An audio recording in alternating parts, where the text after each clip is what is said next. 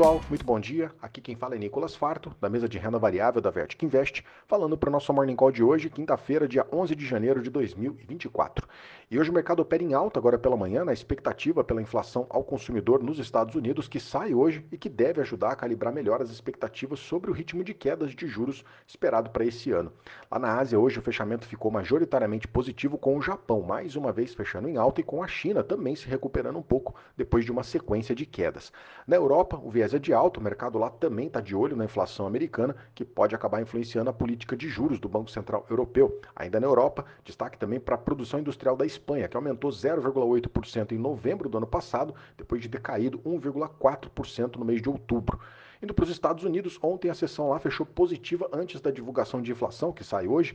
Lá ontem o Dow Jones fechou com alta de 0,45%, S&P subiu 0,57% e o Nasdaq fechou o dia com alta de 0,75%. Destaque para a alta das ações da Microsoft, da Meta e da Nvidia, que foram os principais papéis que ajudaram nesse movimento de alta de ontem. Do lado negativo, o setor de energia foi destaque, acompanhando a queda do preço do barril de petróleo, depois que saíram dados de estoques da commodity que vieram acima do esperado lá no mercado americano. Já mais para o final do dia, o diretor do Fed de Nova York, o John Williams, ele disse que espera que as taxas de juros sejam mantidas em níveis mais altos por mais tempo, o que acabou diminuindo um pouco o otimismo da sessão, mas não foi o suficiente para derrubar as bolsas por lá.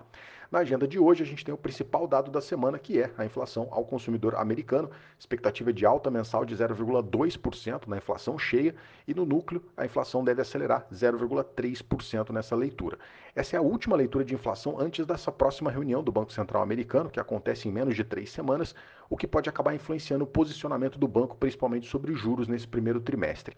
Também na agenda de hoje vai sair os dados de pedidos de seguro-desemprego semanal e mais tarde o diretor do Fed, o Thomas Barkin, ele vai discursar às 14 horas e, claro, ele pode repercutir os dados de inflação e a expectativa dele sobre os movimentos de juros.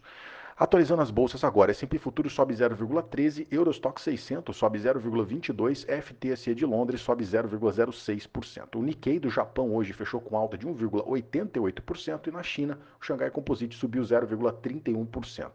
O DXY, dólar index, está cravado no 0 a 0, enquanto os juros de 10 anos do mercado americano caem 1% agora e está cotado a 3,98% no anualizado. O petróleo volta a subir hoje, o petróleo Brent agora está subindo 1,6% e está cotado a 78 dólares e 5 centavos o barril, petróleo que volta a subir depois da queda da sessão de ontem, bastante influenciado pelo aumento das tensões lá no Mar Vermelho com ataques contra embarcações que passam ali pelo local.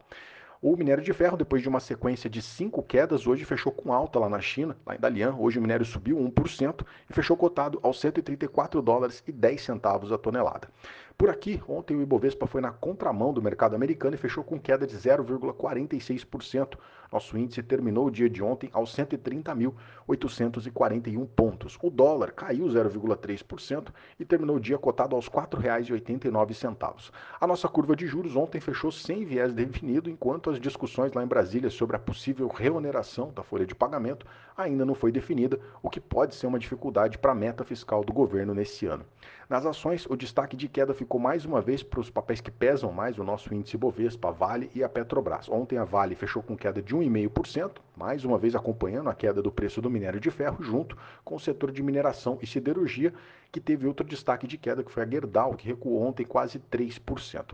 A Petrobras ontem fechou com uma queda de quase 1%, também seguindo a queda do preço do petróleo no mercado global, e ainda no setor a PetroRio ontem caiu quase 4%. O setor bancário acabou também pesando bastante no Ibovespa ontem, o Bradesco mais uma vez foi o destaque negativo, se desvalorizando em 1,7% na sessão de ontem, mas percentualmente quem caiu mais dentro do Ibovespa foi a MRV, que fechou com queda de 4,7% ontem. Na alta, destaque para a Embraer, que ontem acumulou alta de 3,4%, e Eletrobras com uma alta de 3%. Bom, na agenda local hoje a gente também vai ter dados de inflação, vai sair o IPCA de dezembro, que deve vir com uma alta mensal de 0,48%, mas isso não deve mudar muito a expectativa sobre cortes de juros, nossa taxa Selic, que já está contratada no último comunicado do Copom, vem ali a contratação de pelo menos mais 2 quedas de 0,5%.